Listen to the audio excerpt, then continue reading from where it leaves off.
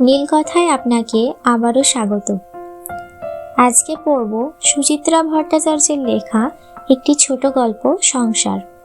ছুটির সকাল, বাজার থেকে ফিরে খবরের কাগজের পাতায় চোখ বোলাচ্ছিল। নিখিলেশ বাবু এসে হাজির, থমথমে মুখ, দু চোখে গনগন করছে রাগ, আগুনে নিঃশ্বাস ফেলছেন ঘন ঘন। পরনে সেই চিরাচরিত পোশাক, লুঙ্গি আর খদ্দর পাঞ্জাবি, হাতে সর্ষের তেলের ক্যান।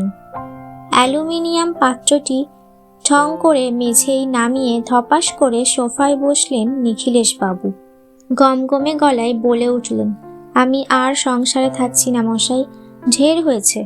নিখিলেশ নন্দীকে আমার প্রতিবেশী বলা যায়। আগে আমার উল্টো দিকে ভাড়া থাকতেন, ইদানিং বাড়ি করে উঠে গেছেন পেছনের গলিতে। তবে এ পথ দিয়েই তার নিত্য যাওয়া আসা। এ বাড়িতে তেমন একটা আনাগোনা ছিল না ভদ্রলোকের। সময় কোথায়, সাত সকালের নাকে মুখে গুজে অফিস ছুটছেন, ধুকতে ধুকতে ফিরছেন রাত 8টায় 9টায়। প্রাইভেট কোম্পানির চাকরি, নগ্ন কেরানি থেকে মাঝারি মাপের অফিসার অবধি উঠেছিলেন। মালিকরা তাকে তুড়ে খাটিয়েছেন জীবনভর। সম্প্রতি অফিস থেকে বাতিল হওয়ার পর নিখিলেশ বাবুর এখন অবসরই অবসর। সকাল বিকেল লেকে হাঁটতে যাচ্ছেন, দুদণ্ড দাঁড়িয়ে কথা বলছেন প্রতিবেশীদের সঙ্গে। আমার এখানেও ঢু মারেন হুটহাট, চাটা খান, অফিস জীবনের অতি তুচ্ছ তুচ্ছ কাহিনীও শোনান পরম উৎসাহে। সাদাসিধে নিরীহ গোছের মানুষটিকে আমার বেশ লাগে। সেই নিখিলেশ বাবু আজ এমন রুদ্রমূর্তি কেন? নার্ভাস মুখে জিজ্ঞাসা করলাম, কি হয়েছে? ছ্যা ছ্যা, কোনো ভদ্রলোক সংসার করে? আপনি মাথা মোড়াননি মশাই? বেঁচে গেছেন, বেঁচে গেছেন। বিবাহিত পুরুষদের এ এক চিরন্তর বুলি, দিল্লিকা লাড্ডুর কেস আর কি। দিদিরা আমার বিয়ে নিয়ে চাপাচাপি করলে জামাইবাবুরাও ওই একই গান গায়। হেসে বললাম, বৌদির সঙ্গে জোর হয়েছে বুঝি? হয়েছে মানে? উঠতে বসতে বাপ বাপান্ত করছে। লাইফটা আমার হেল হয়ে গেল মশাই। কোথায় ভাবলাম রিটায়ারমেন্টের পর একটু শুয়ে বসে সুখ করব, বই টই পড়বো, ভালো ভালো গান শুনবো। ঘাড় গুজে 36 বছর চাকরি করে গেছি, জানেনই তো অফিসের কি টেনশনে থাকতাম। ভেবেছিলাম শেষ দিনগুলো অন্তত একটু শান্তিতে কাটাবো। কোথায় কি, বাড়িতে 2 মিনিটও তিষ্ঠতে পারছি না মশাই। বই পড়তে গেলে হাত থেকে কেড়ে নেয়, গান শুনতে গেলে টেপ বন্ধ করে দেয়। বড়ে গোলামের ঠুংরি শুনছি, মুখের সামনে এসে করে এমন ভ্যাংচাতে শুরু করলো। সে কি, কেন? তার লাখো কমপ্লেন। আমি নাকি তাকে সারা জীবন কষ্ট দিয়েছি, তার কোনো স্বাদ আহ্লাদ পূর্ণ করিনি। সে শুধু দাসীবাদীদের মতো খেটে খেটে হারমাস কালি করেছে। বলে কি জানেন, আমায় কখনো কোনো শখ আহ্লাদ করতে দাওনি, এখন তুমি ফুর্তি মারবে? চলবে না, চলবে না। বোঝা গেল। শেষ বয়সে পৌঁছে বৌদি এবার খেপেছেন। খেপতেই পারেন, কষ্ট তো কম করেননি রমলা বৌদি। পাড়া শুদ্ধ লোক দেখেছে, কি জামা কাপড় পরেই না ঘুরতেন বৌদি। সস্তা ছিটের ব্লাউজ, জনতা মিলের শাড়ি। কোনো সামাজিক অনুষ্ঠানেও বৌদিকে তেমন গয়নাগাঁটি পরতে দেখা যায়নি কখনো। বই ম্যাগাজিন পড়ার শখ ছিল খুব। 2 দিন পর পরই পাড়ার লাইব্রেরিতে ছুটতেন। নিখিলেশ বাবু কোশমিন কালেও হাতে করে কোনো পত্রিকা কিনে এনেছেন বলে মনে হয় না। শখ শৌখিনতা, সিনেমা, থিয়েটার তো দূরস্থান। বউ ছেলে মেয়ে নিয়ে নিখিলেশ বাবু ভ্রমণে বেরিয়েছেন বোধহয় সাকুল্যে বার 2-3। ওই বড়জোর দীঘা, গালুটি, আর একবার বোধহয় দার্জিলিং। ব্যাস, স্বামী সঙ্গই বা কতটুকুন পেয়েছেন রমলা বৌদি।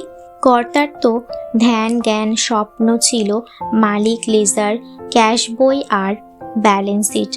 এহেন স্বামীর বিরুদ্ধে রমলা বৌদির তো অনেক আগেই ঝান্ডা ওড়ানো উচিত ছিল। গোকুলের মাকে চা চড়াতে বলে এসে সিগারেট ধরালাম একটা, নিখিলেশ বাবুকেও দিলাম। নিখিলেশ কখনো নিজে সিগারেট কিনে খান না, তবে দিলে নেন। ঠাট্টা সুরেই বললাম, যাই বলুন, বৌদির কিন্তু রাগের লেজিটিমেট গ্রাউন্ড আছে। আপনিও তো সত্যি নেগলেক্ট করছেন বৌদিকে। আপনিও এ কথা বলছেন?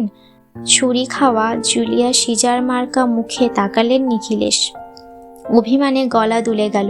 বিলাসিতা বর্জন করা খারাপ?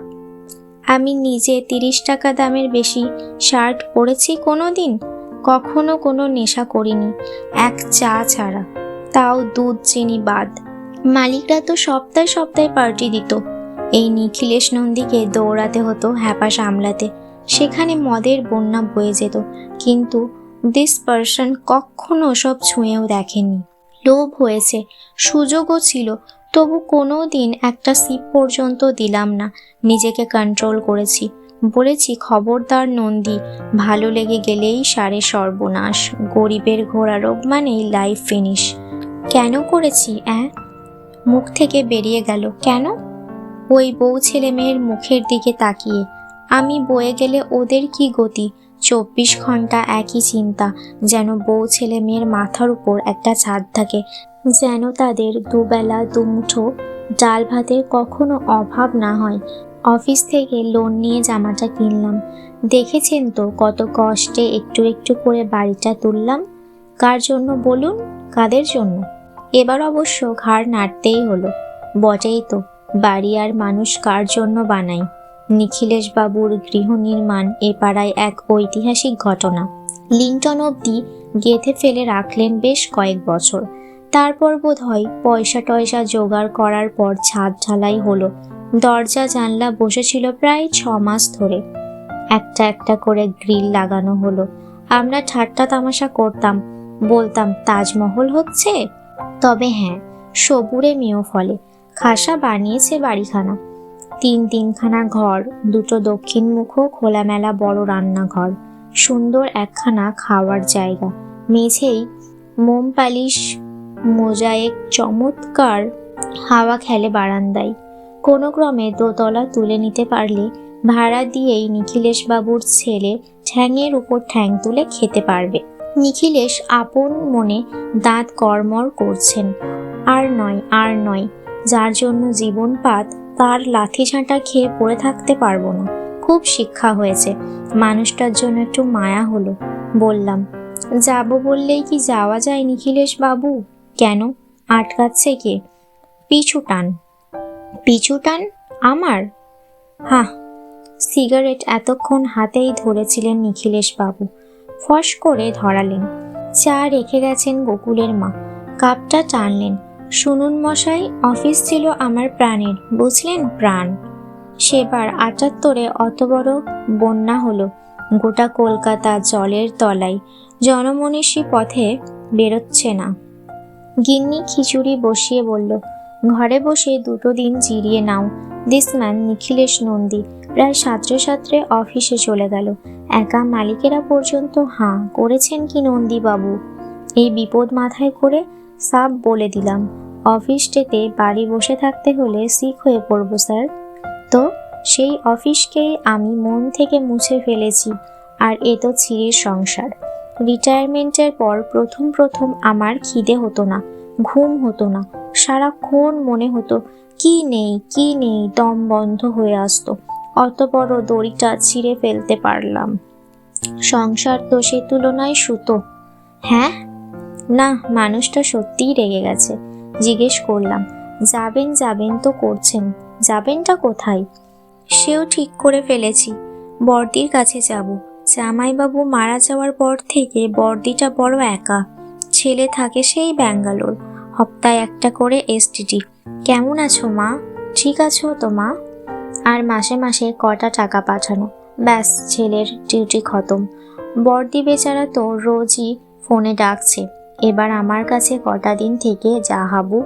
টাটানগরে বড়দির প্যালেসের মতো বাড়ি, জানলা খুললেই পাহাড়, তফা থাকবে ভাই বোনে। মৃদু গলায় বললাম, যান তাহলে কটা দিন ঘুরেই আসুন। নো, কটা দিন নয়, জন্মের শোধ যাব। মেয়ের বিয়ে দিয়ে দিয়েছি, ছেলেও চাকরি পেয়ে গেছে, এখন আর 70-এও বলতে পারবে না, নিখিলেশ নন্দী বাপের রেসপন্সিবিলিটি ছেড়ে ভেগে গেলি। কি বলবে? তা হয়তো বলবে না, কিন্তু বৌদি, মহারানীর ব্যবস্থাও কমপ্লিট। পিএফ গ্র্যাচুইটির টাকা তো পোস্ট অফিসেই আছে। জয়েন্ট অ্যাকাউন্ট মাসে 3,500 মতো আসে। ওতে মহারানীর স্বাদ আহ্লাদ মিটবে না? এ যে একেবারে পাকা বন্দোবস্ত। নন্দীবাবু তাহলে সত্যিই চললেন? মনটা একটু খারাপই হয়ে গেল। আহারে, এই বয়সে বিদেশে বিভুয়ে বাকি জীবনটা না বিয়ে না করে দিব্যি আছি। সংসারী মানুষের শেষ বয়সেও বড় আতান্তর। দিন সাতেকের জন্য দিল্লি গিয়েছিলাম হেড অফিসের জরুরি তলবে। ফিরে আসার পর থেকেই বাড়ি ভর্তি লোক। জলপাইগুড়ি বাসিনী, মাস্তুতো বোন ছুটকি এসেছে, সঙ্গে বর বাচ্চা, দেওর ননদ। রোববার একটু মাংস কিনতে বাজার গেলাম। লম্বা লাইনে দাঁড়িয়ে ঘেমে নিয়ে কেজি দুয়েক রিওয়াজি খাসি ব্যাগে ঝুলিয়ে ফিরছি নিখিলেশ বাবুর মুখোমুখি। তাঁরও হাতে বাজার, এক রাশ লাউ ডগা উকি দিচ্ছে থলি থেকে। মুখ দিয়ে বেরিয়ে গেল, ও মা, আপনি টাটানগর যাননি? না। কেন? ষড়যন্ত্র, কনস্পিরেসি। মানে? যাব বলে সব ঠিকঠাক, ব্যাগেজ গুছিয়ে ফেলেছি, ভোরে স্টিল ধরবো। আপনার বৌদি আমাকে টাইট দেওয়ার জন্য বাথরুমে আছাড় খেয়ে পড়ল। কথাটা ঠিক হৃদয়ঙ্গম হলো না। নিখিলেশ বাবুর পায়ে আছাড় না খেয়ে বাথরুমে কেন? নিখিলেশ বাবু 1 মাইল লম্বা শ্বাস ফেললেন। ব্যাস, টাটানগরের দফা রফা। তাকে নিয়ে দৌড়াদৌড়ি করো, ডাক্তার দেখাও, এক্সরে করো। আহা হা, ফ্র্যাকচার নাকি? লৌহ মানবীদের হাড় ভাঙে না মশাই, বড় জোর মচকায়। নিখিলেশ মুখ বেঁকালেন। আপনার বৌদির তো বচন 16 আনা, কিন্তু বসে বসে তার ঠ্যাঙে মালিশ করার জন্য ছাই ফেলতে ভাঙা কুলো এই নন্দী। যাক, এক আছাড়ে মন ভেঙেছে তাহলে। মজা করার জন্য বললাম। বৌদিকে তাহলে ক্ষমা ঘেন্না করে নিলেন তো? কখনো না, নেভার। নিখিলেশ বিড়বিড়িয়ে উঠলেন। কি বেঈমান মহিলা জানেন? শুয়ে শুয়ে কোকাচ্ছিল। পদসেবা করে খাড়া করে দিলাম। এখন বলে কিনা আমি নাকি ইচ্ছে করে সাবান জল ফেলে রেখেছিলাম বাথরুমে ওই মহিলার সঙ্গে, আর আমি থাকি। আরে যেতে দিন। বৌদি কি আর সত্যি সত্যি বলেছে রঙ্গ করেছে? রঙ্গই বটে, কত নাটক যে জানে। নিখিলেশের ঝাঁজ বেড়ে গেল। ছেলেটাকেও পুরো কবজা করেই নিয়েছে মশাই। জানেন, এখন ছেলেকে দিয়েও সকাল বিকেল অপমান করাচ্ছে।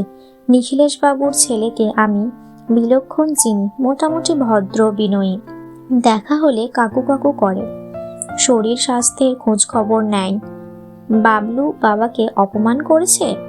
নিখিলেশ গজগজ করে চলেছেন।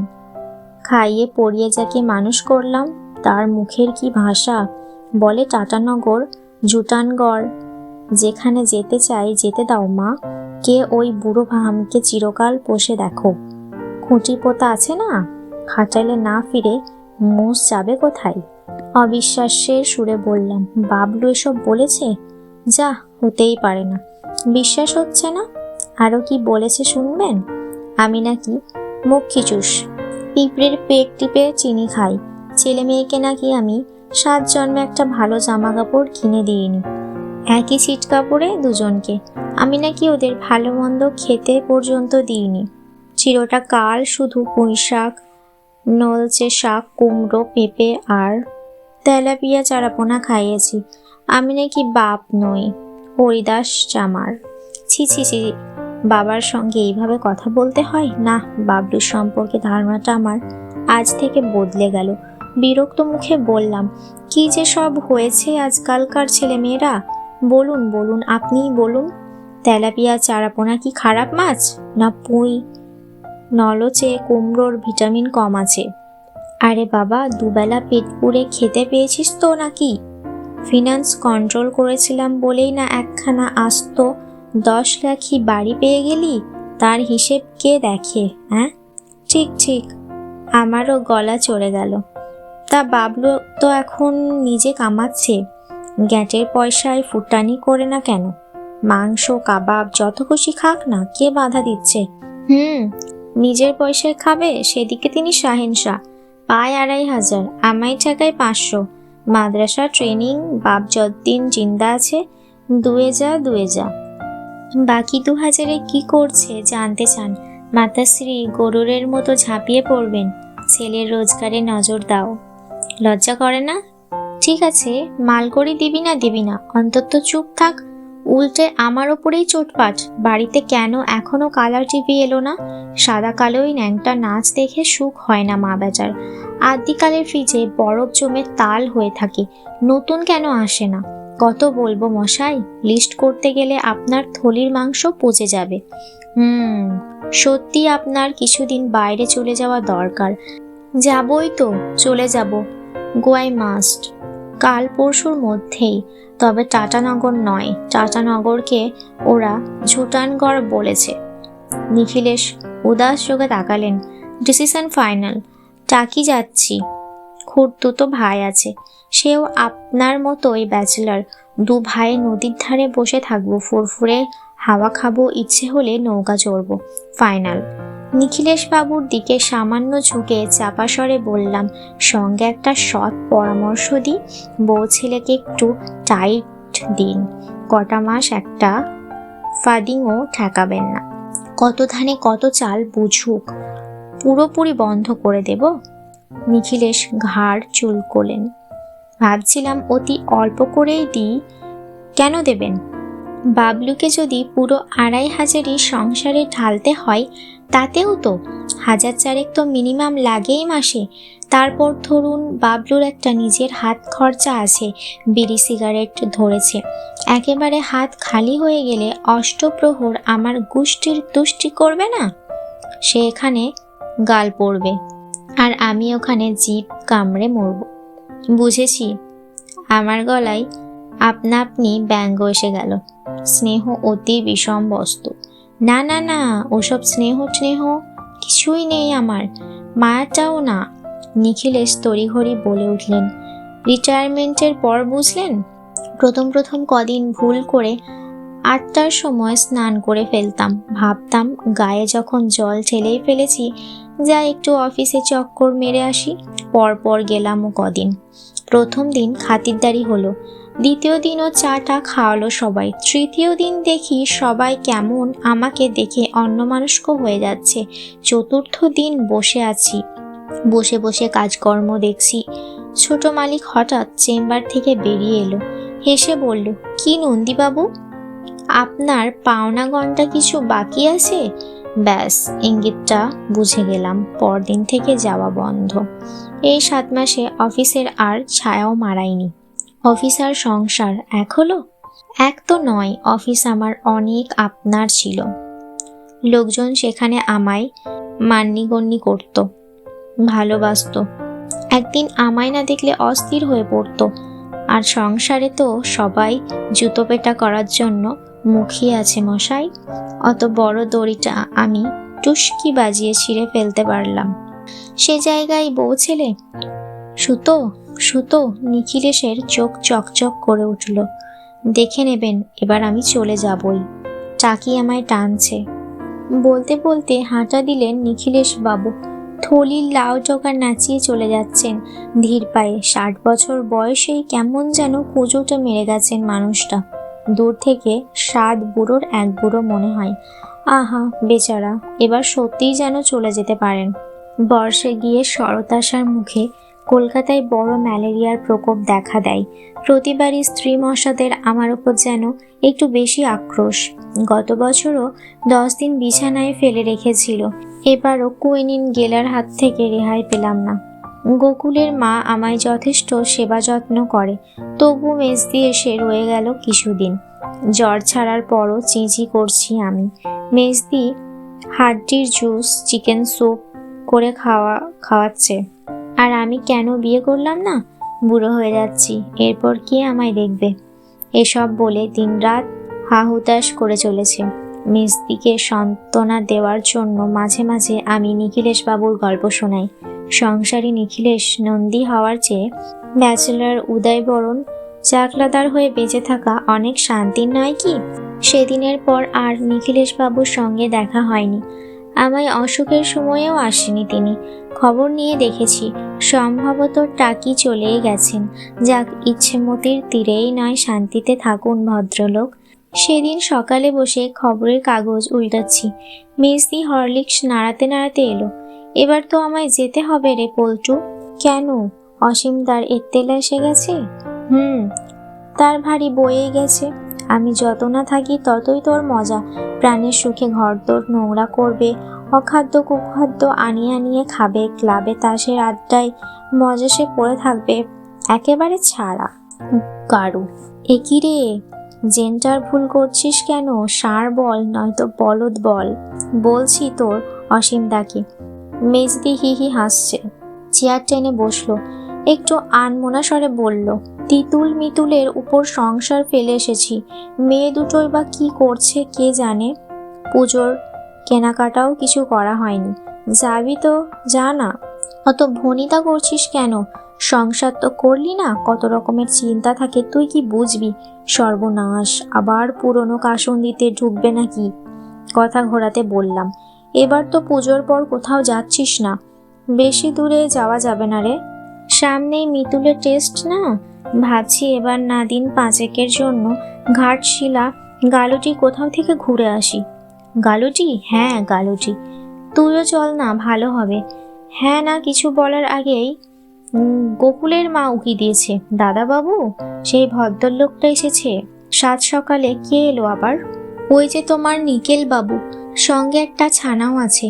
নিকেলকে চট করে মাথায় এলো না, উঠে পায়ে পায়ে বসার ঘরে এসেই রীতিমতো চমকিত। নিখিলেশ বাবু, সঙ্গে একটি ফুটফুটে বাচ্চা, নাতনি? তাই হবে। একদম উমা বসানো মুখ, নিখিলেশ বাবুর হাতে একখানা পাউরুটি আর কলা আঙ্গুরের ছোট প্লাস্টিক প্যাকেট। নিখিলেশ যেন আরো বৃদ্ধ হয়ে গিয়েছেন কদিনে, কোলকুজো ভাবটা বেড়ে গেছে, গাল দুটো বসা বসা, চোখে যেন কেমন উদ্ভ্রান্ত উদ্ভ্রান্ত ভাব। জলপুতুল নাতনিটি একেবারে কোল ঘেঁষে দাঁড়িয়ে চোখ ঘুরিয়ে ঘুরিয়ে নিরীক্ষণ করছে চতুর্দিক। শিশুটিকে দেখে চোখ জুড়িয়ে গেল। আলতো হাত চালালাম রেশম রেশম চুলে। বাহ, উমার মেয়েটি তো ভারী মিষ্টি হয়েছে। নিখিলেশ মাথা দোলালেন। তা আপনার শরীর এখন কেমন? ভালোই আছি, একটু উইকনেস আছে। এই যা, নেক্সট মানডে অফিসে জয়েন করে যাব। আপনার অসুখের খবর পেয়েছিলাম, রোজই আসবো আসবো ভাবতাম, হয়ে উঠতো না। এমন বিশ্রী একটা ঝঞ্ঝাট যাচ্ছে, আবার কি হলো? সে অনেক কথা। নিখিলের সোফায় শরীর ছেড়ে দিলেন। টাকি যাব বলে রেডি, ভাইকে ফোনও করে দিয়েছি। দুম করে উমা এসে উপস্থিত, সঙ্গে এই বাচ্চা। বরের সঙ্গে আর বনিবনা হচ্ছে না, কেটে ফেললেও সে আর শ্বশুরবাড়ি যাবে না। সে কি একদিন পর? অনেককাল ধরেই নাকি চলছিল। জামাই নাকি খুব মদ খায়, বেহেভ হয়ে এসে উমার গায়ে হাত ফাতো তোলে। একটু আধটু কানে আসেনি যে তা নয়, আমল দিইনি। ভেবেছিলাম বাচ্চা কাচ্চা হয়ে গেছে, এবার আস্তে আস্তে ঠিক হয়ে যাবে, কিন্তু উমা বলছে সে নাকি সহ্যের সীমা পার হয়ে গেছে। কি সাংঘাতিক কাণ্ড! তারপর ধুন্ধুমার লঙ্কা কাণ্ড। উমা আসার পর তেরাত্তিরও পোয়াইনি, জামাই এসে হাজির, সঙ্গে সঙ্গে তুমুল ঝগড়া চেঁচামেচি। আপনার বৌদি চেল্লাচ্ছে, বাবলু গাঁকা করছে, উমা হাওমাও করে জামাইকে তেড়ে যায়। জামাইও আস্তিন গুটিয়ে উমাকে মারতে আসে। তারও বউ সম্পর্কে ঝুড়ি ঝুড়ি অভিযোগ, উমা নাকি তার ভাত রেঁধে দেয় না, নাচতে নাচতে যখন তখন বেরিয়ে যায়। কার কথা বিশ্বাস করি বলুন তো? সংসারে সত্যিটা যাচাই করা বড় কঠিন। তবু বললাম, অবশ্যই মেয়ের কথা বিশ্বাস করবেন। একেবারে নিরুপায় না হলে মেয়েরা কি ঘর ভাঙে? বুঝদারদের মতো মাথা নাড়লেন নিখিলেশ। হপ্তাখানেক পর আবার এলো জামাই, গুটলিকে ছিনিয়ে নিয়ে যায় আর কি। উমাকে জব্দ করার তাল। সেদিনও জোর হট্টগোল, সে প্রায় থানা পুলিশ হওয়ার জোগাড়। তারপর শুরু হলো টেলিফোনে ভয় দেখানো, গুটলিকে আটকে রেখে পার পাবে না, আমি তোমার সর্বনাশ করে দেব, হেন গারেঙ্গা তেন গারেঙ্গা। ঝপ করে থেমে গেলেন নিখিলেশ বাবু। মেজদি হাতের কফির ট্রে, প্লেটে কুচো কুচো নিমকি বিস্কিট। গুটলি বেশ তুরন্ত মেয়ে, ক মিনিটেই এ বাড়িতে দিব্যি সরগর হয়ে গেছে, ছুটে বেড়াচ্ছে এঘর ও ঘর। মেজদি ধরে নিয়ে এলো তাকে, মুখের সামনে একটা বিস্কিট এগিয়ে দিয়ে বলল, খাবে? ঝট করে মুখ ঘুরিয়ে নিল গুটলি। পরক্ষণে ছোট্ট থাপা দিয়ে মুঠো ভর্তি বিস্কিট তুলে নিয়েছে, একসঙ্গে সবটা মুখে পুরে দিল। মেজদি মিটিমিটি হাসছে। গুটলির গালে একটা টোকা দিয়ে কফির কাপ তুলে নিলাম।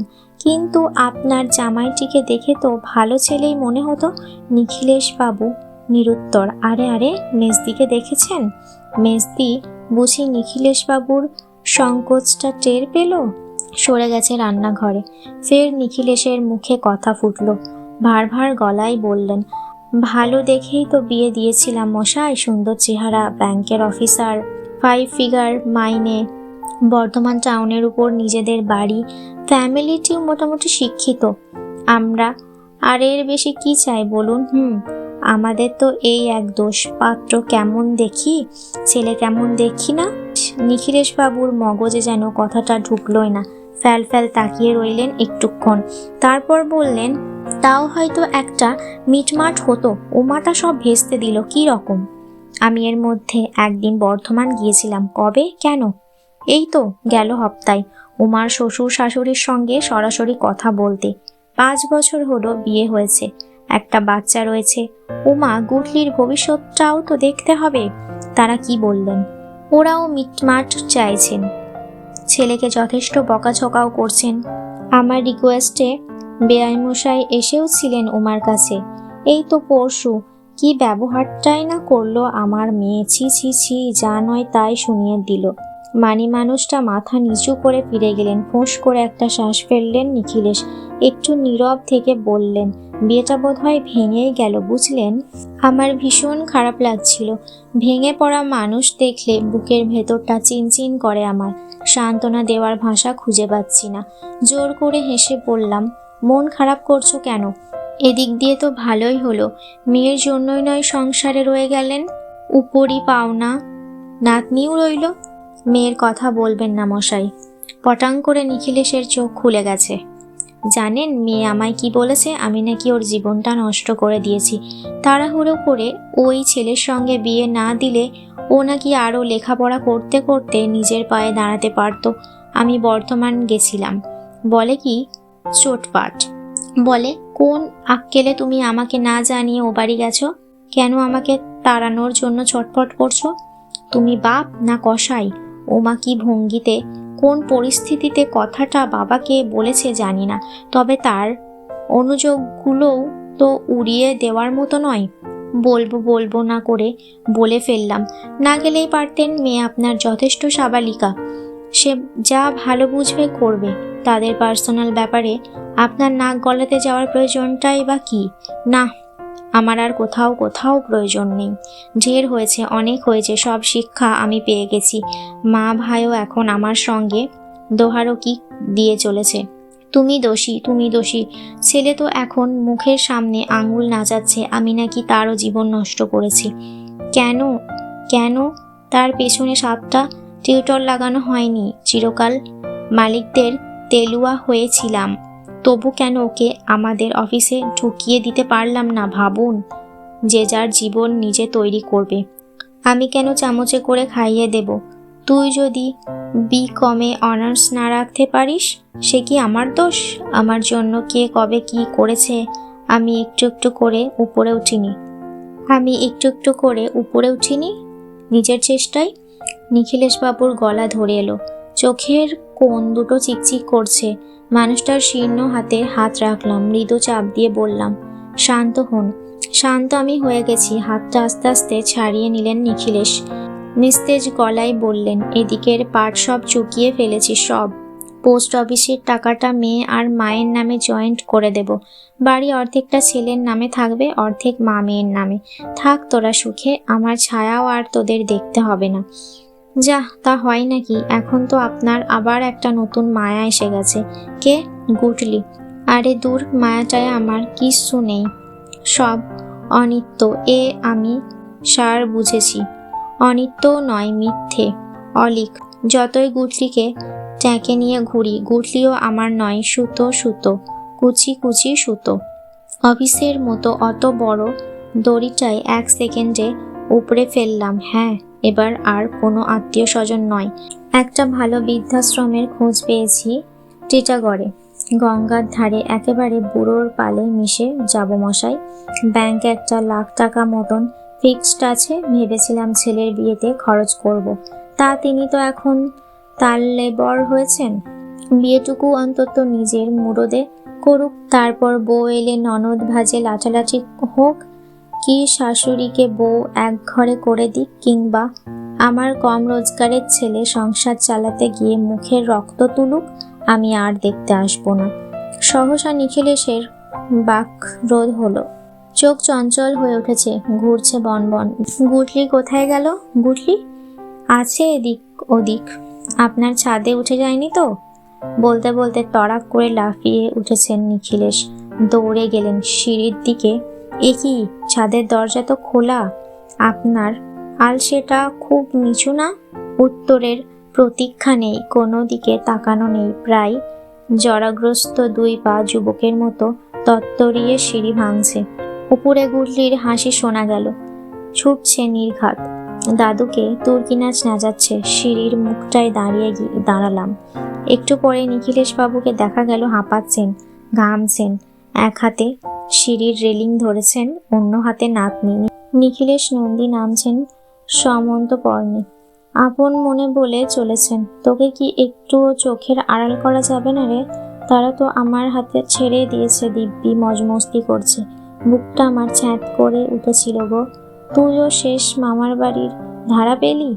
তোর মামা ছাদ থেকে পড়ে হাত ভেঙেছিল, তোর মা রিক্সা থেকে পড়ে পা ভেঙেছিল, তোর দিদার তো ব্যালেন্সই নেই। মনে মনে হেসে ফেললাম। বেচারা টিটাগড়ের বৃদ্ধাশ্রম ও নিখিলেশ বাবুর কপালে নেই টিটাগড়ের গঙ্গাও।